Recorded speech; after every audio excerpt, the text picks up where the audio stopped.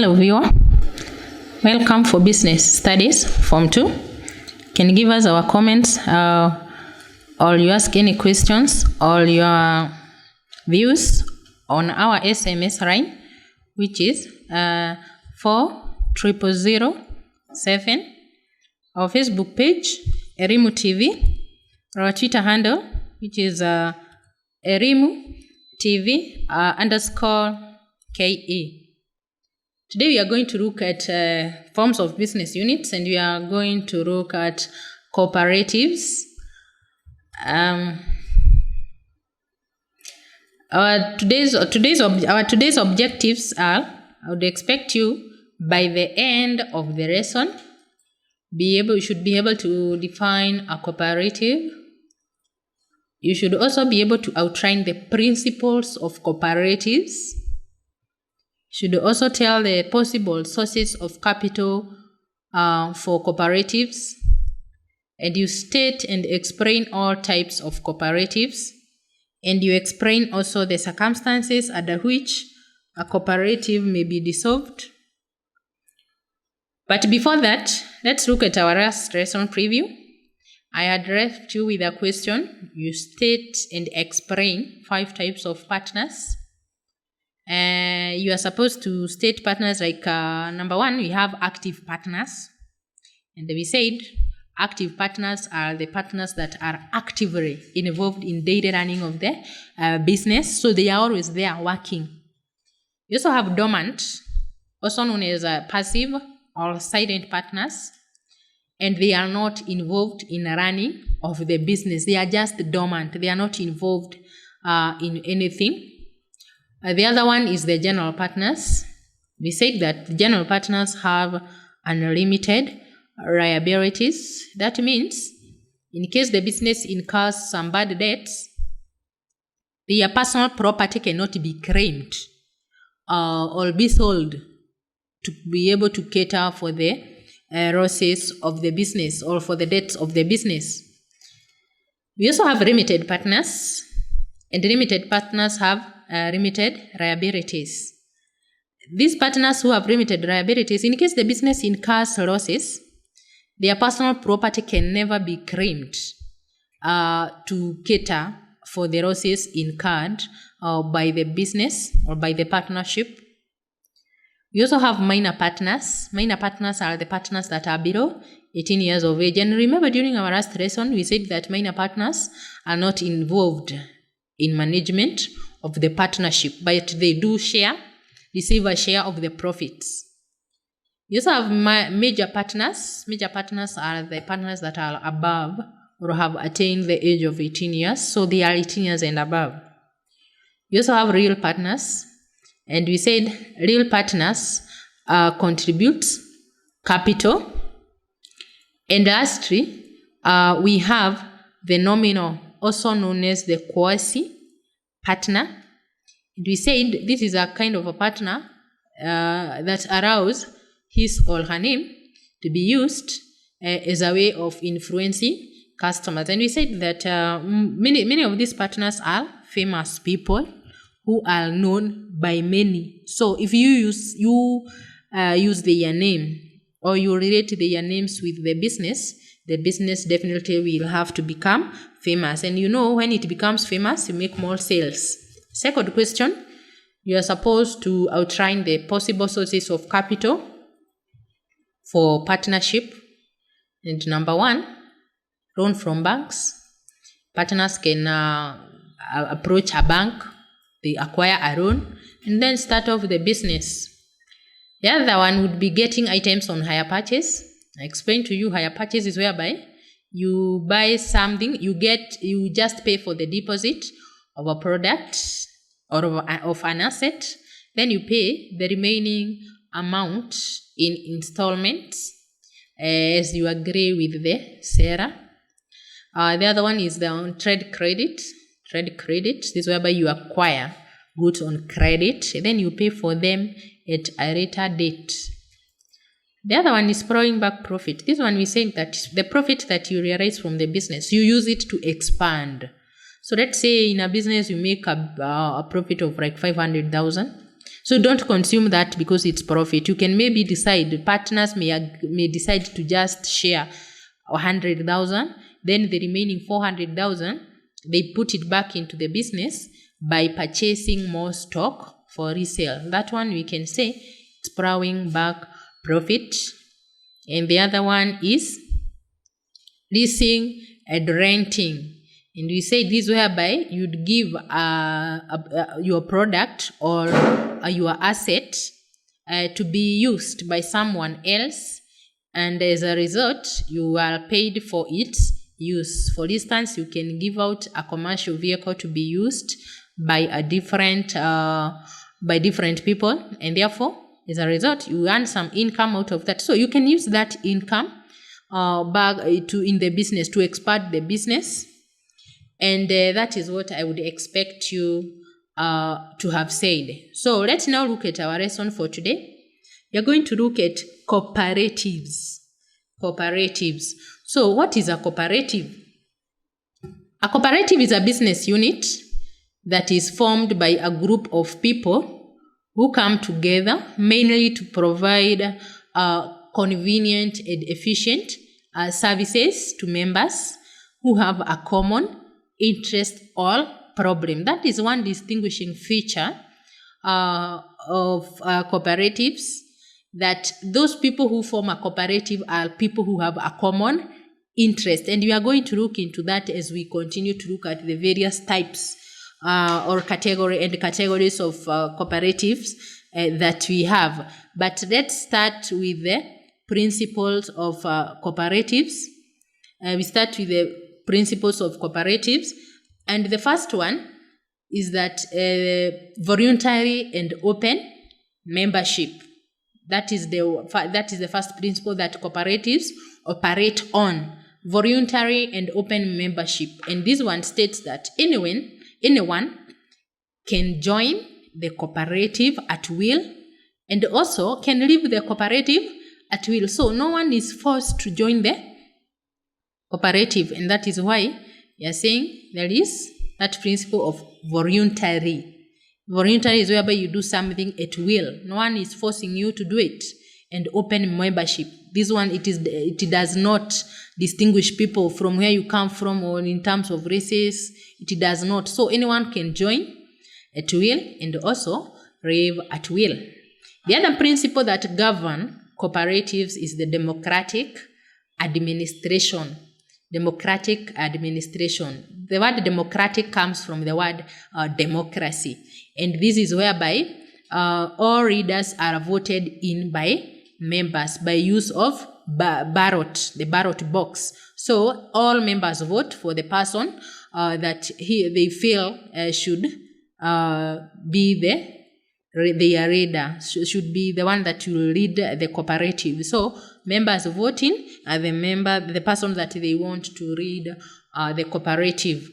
We continue with the principle of cooperatives, and the other one is promotion of education to members. You find that the members of the cooperative are usually educated on how to produce. For instance, if it's a producer cooperative that is dealing with farm products, it educates the members on the best methods that they can produce good products.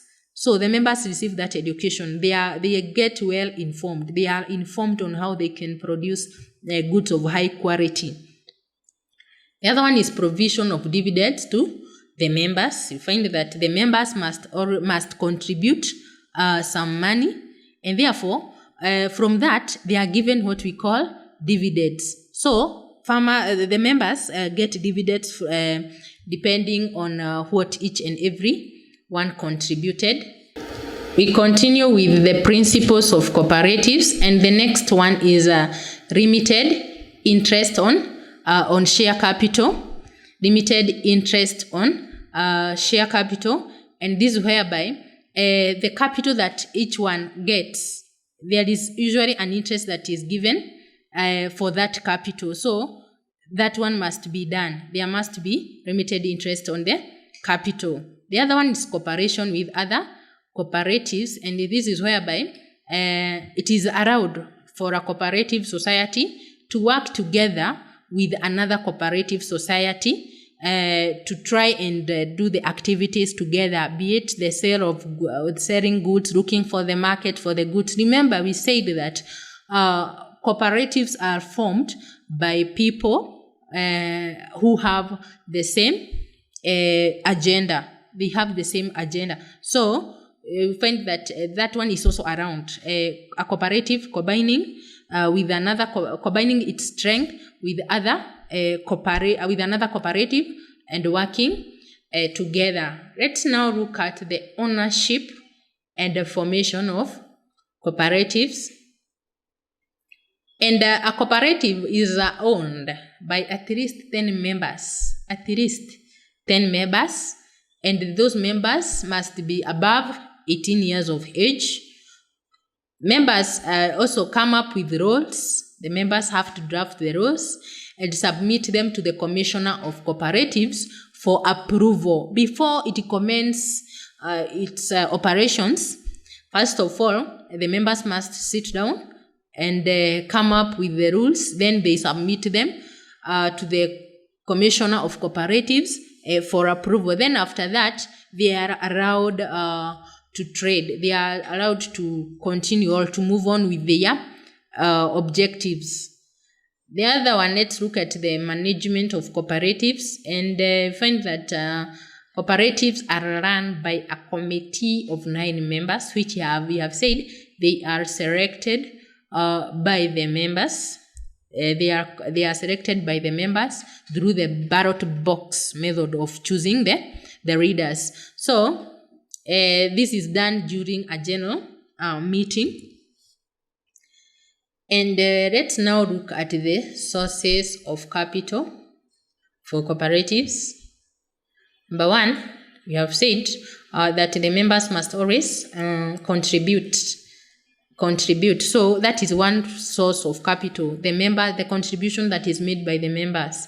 And we find that before anyone joins a cooperative society, you have to give a registration fee for you to become a member. So that is your contribution. So membership contribution is one source of capital.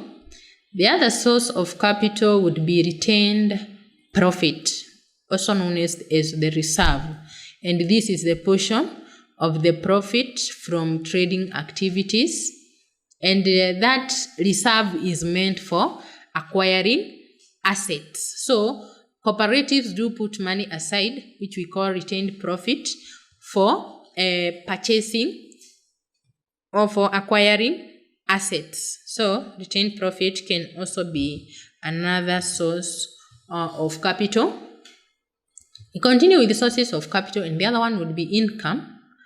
Income from credit facilities. Income from credit facilities. And you'll find that the cooperatives do give loans to their members, and the members are charged a little interest, and that interest that they are charged is the income for the cooperative society. So it can also be a source of capital. The other one would be the income from investment. For instance, maybe a cooperative society might own some houses, and it can rent out those houses, and as a result, it gets some income that is in form of rent. So that one would also be another source of capital. So income from investments. The other one would acquiring property on credit or hire purchase. The cooperative may opt to buy goods on credit, to acquire goods on credit, then pay for them later on, or on hire purchase, whereby you give the deposit, then you pay the balance on installments, just like the way you'd agree with the person selling the goods to you. So acquiring property on credit or on hire purchase is another source of capital. Let's now look at classification of cooperative societies in Kenya. Number 1, you can categorize or you can classify the cooperative societies in Kenya according to the nature of their activities. According to the nature of their activities. And the other category is that you can, in all the cooperative societies that we have, they can either be primary cooperatives or secondary cooperatives. But now, let's first look at how the type of cooperative societies we have under the nature of their activities. Number one, you may have producer cooperatives. You can also have consumer cooperatives. Before you continue, note that producer cooperatives engages so much in farm products. So in farming, farm products. Number two, you have consumer cooperatives. This one is formed by the customers or the consumers, the end users of given product. The other one, you have the SACCOs, which means the savings and credit cooperative societies. We are going to look at them into details, and we see their economic importance in the economy of a country, and also how they benefit its members. Let's now look at classification of societies either as primary or secondary cooperatives. Let's now look at the producer cooperatives. Let's look at producer cooperatives. And this is an association of producers who come together to improve the production and marketing of their products. And mostly you find that producer cooperatives deals with farm products. So the members who form producer cooperatives are farmers. And we are going to look at the reasons. Why do these farmers come together? What is their aim? So, the purpose of the producer cooperatives is obtaining better prices for the members' products. The other purpose is providing better storage facilities for the products, and also providing loans to the members. They also provide better and reliable transport means for moving the products. Now these are farm products from the sources and also to the market. And the other one is providing farm inputs to members.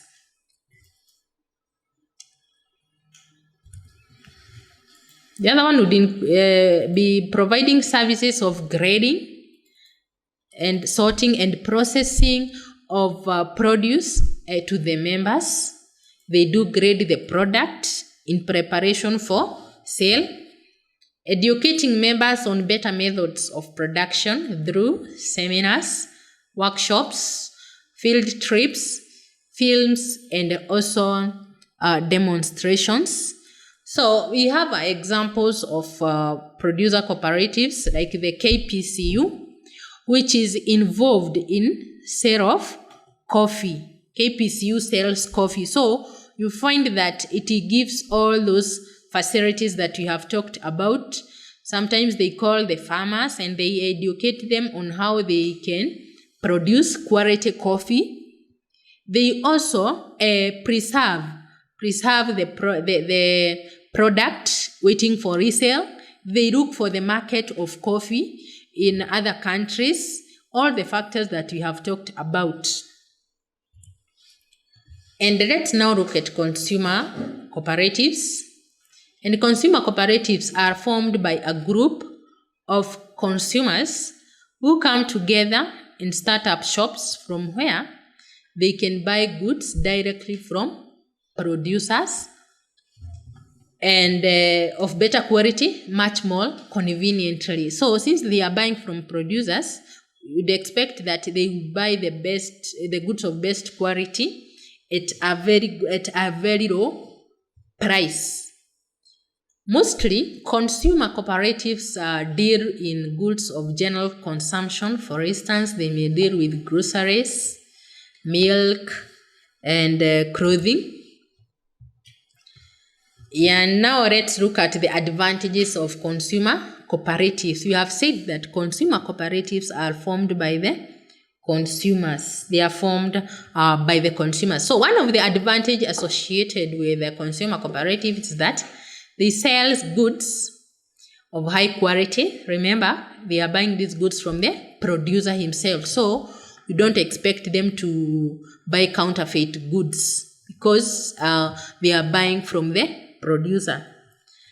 They sell goods to members at fair prices. So if you are a member of a consumer cooperative, you have that advantage of buying the goods at a very low or at a fair price. She also sells goods to other people at normal prices. So if you are not a member and you are buying goods from a consumer cooperative, you'll buy it at a normal price. As in, you buy it at a price that other shops are selling. So you'll find that out of this, the consumer cooperative is able to make more profit because they buy goods from the producer, but they sell the goods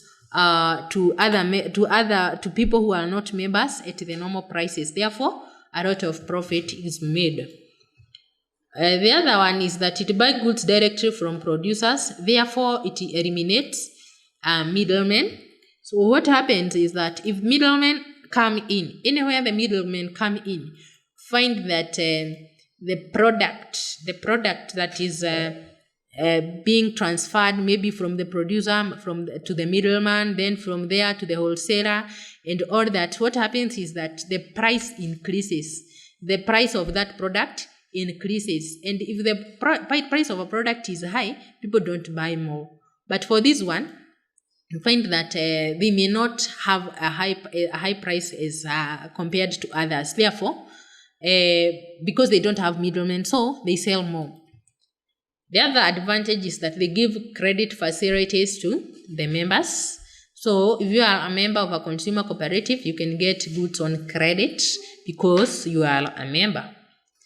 And the other advantage is that it can pay interest on capital to the members. So the capital that the members contribute at the beginning of the business, they earn some interest out of their contribution at the beginning of the cooperative. Let's continue with disadvantages. And the last one is that it sells a variety of goods to the members at a place where they can easily get them. So where they sell their goods, the members can easily access such a place. So, and also they are offering what you are calling variety. So various types of goods. They offer various types of goods to the members and at a place where they can easily get them. Let's now look at disadvantages. Disadvantages of cooperatives, and one of them, they face stiff competition from large-scale retailers, for example, hypermarkets, supermarkets. So this one faces a very stiff competition to the consumer cooperatives. The other one is that it may not afford to employ qualified staff because find that it may not have enough capital to be able to employ qualified personnel. For instance, an accountant. So it's not able to do that. You also find that majority of the members are low-income earners. So raising capital becomes a challenge or a problem because most of the members, remember here you are dealing with consumers. So raising capital becomes a problem.